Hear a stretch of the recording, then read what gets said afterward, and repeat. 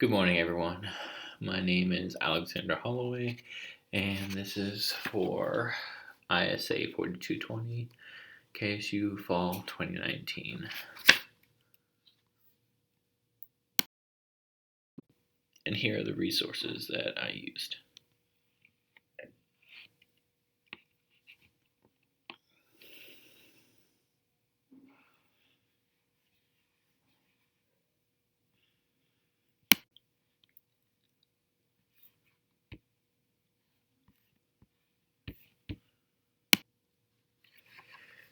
And this presentation is on SSH or Secure Shell.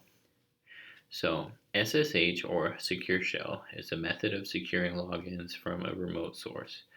This is another option for authentication, and it is protected with strong encryption and integrity. This is also known as a cryptographic network protocol that is used for operating your network services through a encrypted and secure line of communication. With this type of secure remote communication, even command line executions can be made securely and safely. SSH can also be used over any network service. When dealing with an unsecured network in an architecture in an SSH client application, in an architecture in a client server, SSH can provide a secure connection or channel to work with an SSH server with an SSH client application. There are two major versions of SSH. One is SSH1 and the other is SSH2.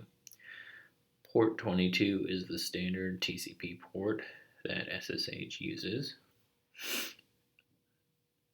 Some uses for SSH are mainly for Linux-based systems, but are also available on Windows applications. Some Windows applications, such as Windows 10, uses a different type of SSH known as Open SSH, and is the client default. Some typical uses for SSH are some automated processes, and it also provides secure access. It can provide automated file transfers and interactive file transfers. It provides secure communication to issue remote commands to a system. It is also very important for corporations when managing mission-critical systems and managing network infrastructure. It works from the client-server model.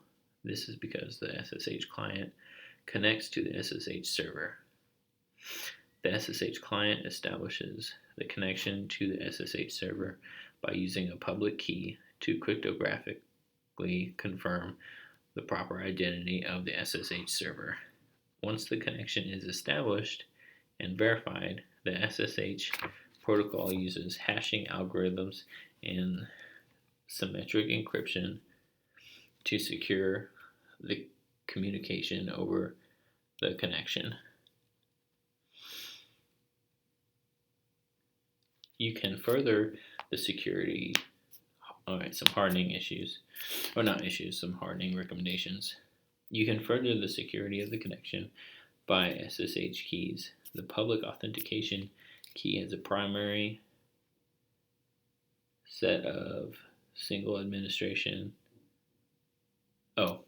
use of single administration sign-on and used for automation.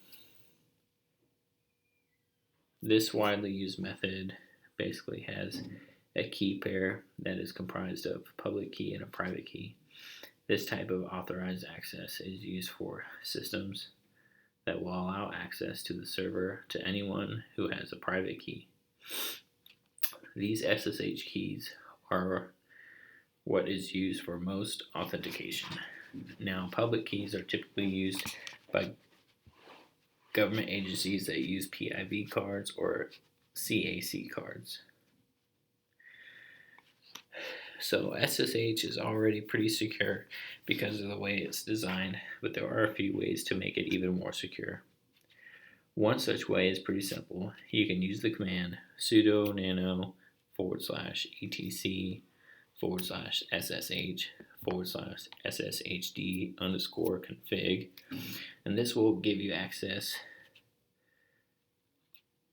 to the configuration file, and you will see something that says client alive interval 0, and you can change it to client alive interval 300.